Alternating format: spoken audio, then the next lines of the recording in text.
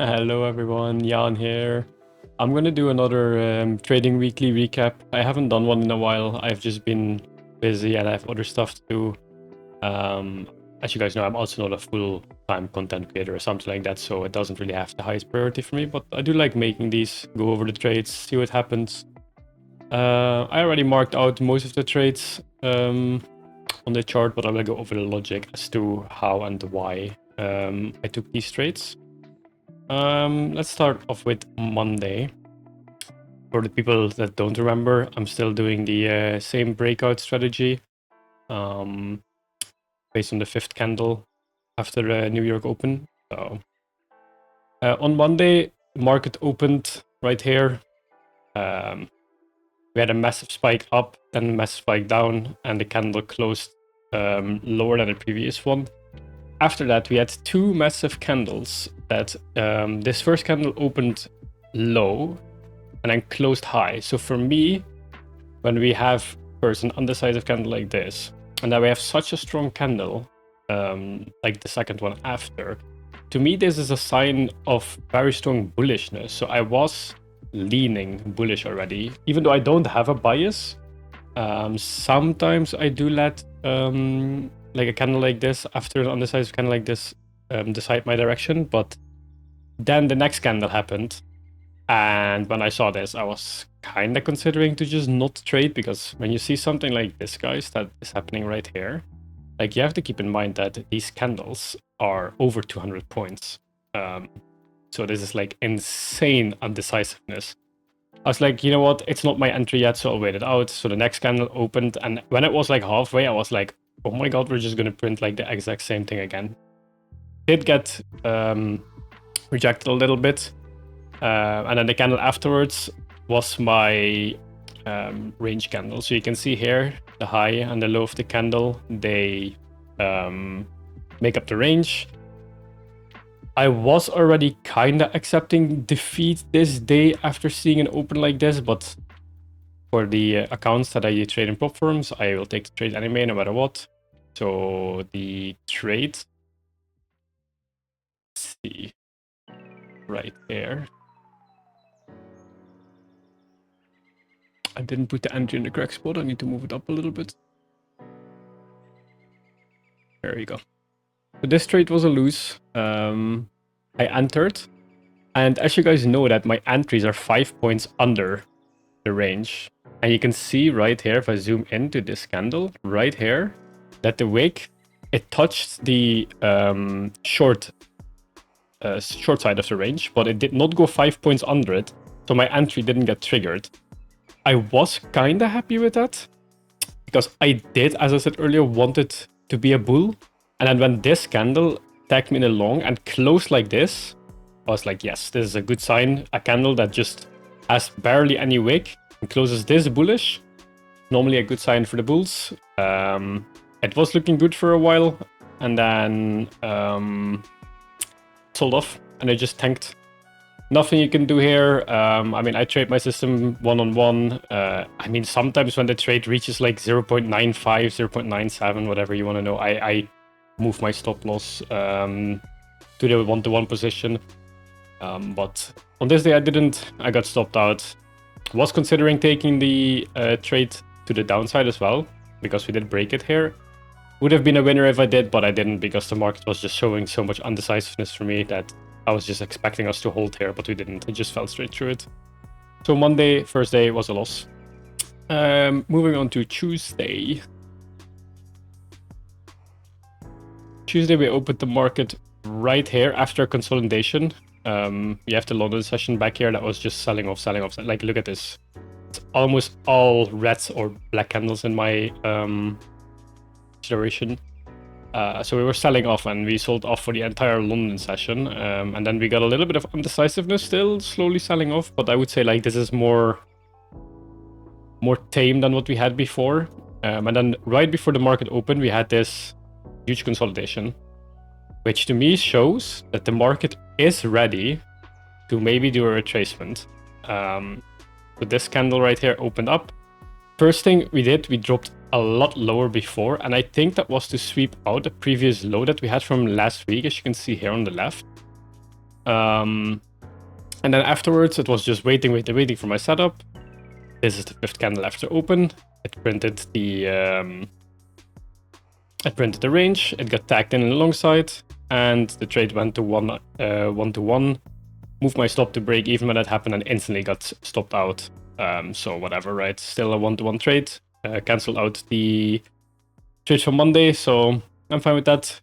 I was considering taking it to the short side here because we did run all this bullishness here. So I was like, are we ready to just go further down? Was this just like a trap for the bulls? But I decided to not take it. Decided to just walk away from the market. We ended up retesting the range here 2 times. If I was still at my computer, wait, let me get rid of this. If I was still at my computer and I saw that we retested this twice and broke below it right here again, I would have probably taken the short. But as I walked away from the charts, I didn't. So then Tuesday was a win. Pretty lucky, right? Because it did reverse right after I got my TP, but that's what trading is. Wednesday, I mean, you like guys, I don't know if you're seeing this, but like these opens from the entire week, they just look disgusting.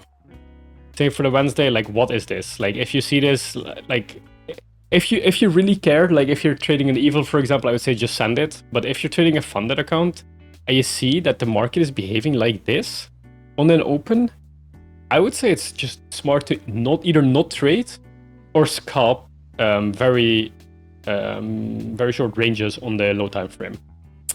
But this is for pop firms, so I take my trade all the time. The candle that we print here was a massive range. I usually don't like this. It was 790 to 650, so that's like 140 points. Yeah, I'm a little bit more conservative with my stop loss when it comes to this, because if you guys didn't see it, but in not the video before this one, but the one before, I explained my strategy. And in that strategy, I tell people that if the range is bigger than 100 points, I just take a max stop loss of 100 points. As I did that here, the trade got tagged in right here in this candle. Was a little bit undecisive, so like in my mind, this was just going to be another 50-50 trade. And I got lucky. The market did take out some more liquidity, squeezed out some people. I moved my stop loss to, or I moved my stop loss down to 1-to-1. Instantly get tagged out.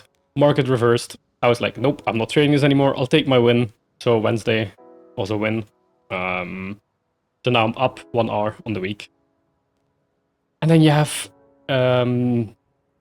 a little bit more consolidating. I want to go over this because I stopped trading right after this. And then the market just sold off and sold off and sold off and kept selling off. We sold off for 500 points.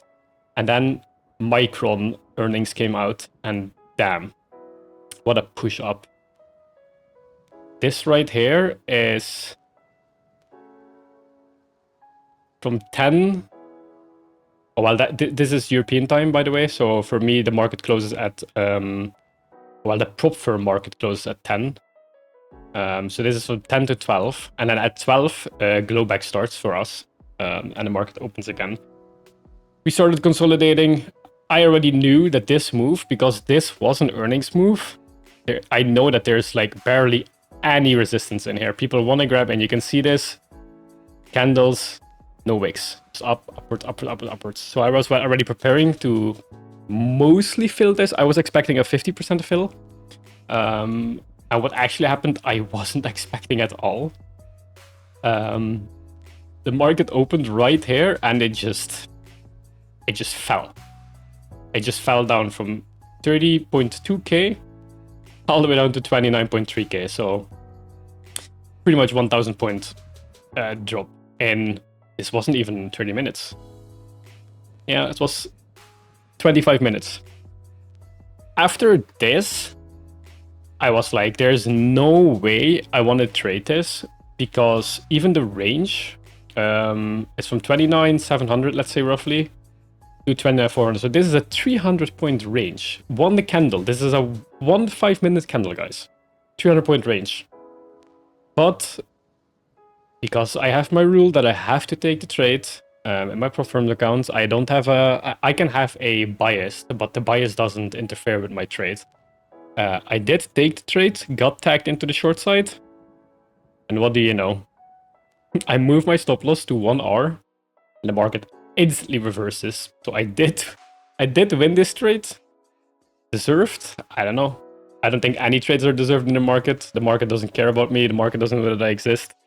But hey, I got lucky, so now I'm up to R for the week. Did I consider taking the other side break here? Hell no. After seeing this, I was like, I'm out. I'm glad to take my 1R. So yeah, very, very insane day. I think a lot of people, if you shorted this, congrats to you. If you try to long it, sucks to be you. But yeah, let's move on to Thursday. Thursday, what do we have here? Market opens right here, consolidates. What a surprise, right? We had one day in the week so far, the Wednesday, where we just had a trending day and it instantly sold off 1,000 points. So here we're consolidating, and what you see here is something I do quite like. I don't know what people call it. I think I've seen it in like trend videos before. But you can see that the consolidation gets more narrow and narrow every time. And I do like that. I don't like it when a consolidation gets wider, but I do like it when it gets more narrow. And as you can see right here, this is the range candle, fifth candle, got tagged on in the long side. Let me get rid of these crosses, by the way. I want to go over this. I'll do it in a little bit. So let me hide these two for now. So I did enter here. Stop loss goes below the low of this candle because this sweep is 166 points. It's too big for my stop loss. So I just was like, I'll put it at the bottom of the range. Because the thing is, guys, when the market consolidates at open, it breaks out and it then fails, it's probably just going to reverse or stay in consolidation. So it's good to just put the stop loss at the low of the range of that candle. Market pumped up. That was very nice to see. Originally, I take 1R. If you guys have seen the video, you would know this. Move my stop loss, didn't get tagged out. It moved up again. Move my stop loss. Every 0.5 interval, I move my stop loss. Didn't get tagged out on this one either. And then the market kept moving up and up and up. Move my stop loss. And like under this candle right here, this is where I got stopped out. So as you can see, I made 1.7R on the day. So now we're up 3.78R on the day. Very nice, very clean day. This is why breakouts are good, right? Like just breaks out and doesn't or barely retraces. It did retrace a tiny bit here. So yeah, that's a Thursday. Or was this the Friday? Oh, this was the Friday. I guess I missed that day then. Sorry, excuse me, guys. My bad on the confusion on the days. Let me check. Monday, Tuesday, Wednesday. Oh yeah, I thought that this was Wednesday, but this was Thursday, and then this was Friday, last day of the week. So in total in the week, up 4.78R, whatever it is. Let's see, 1.78, 2.78, 3.78. 4.78. And then this one is a loss. Yeah, so 3.78. Pretty decent week, I would say. A very, very messy week. I didn't like trading this week at all.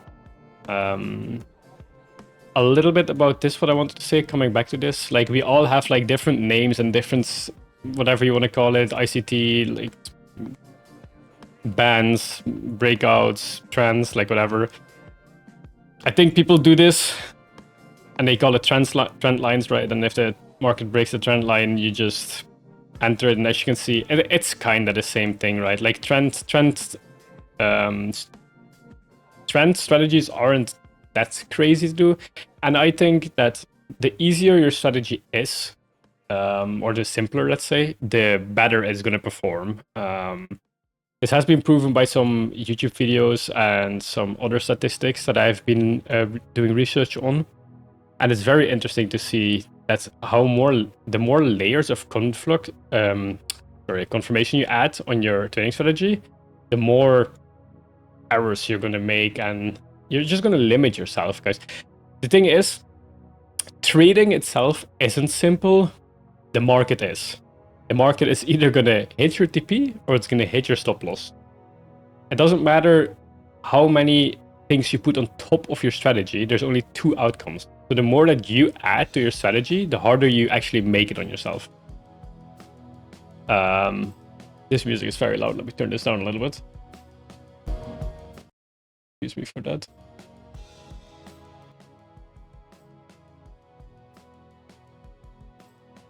There we go.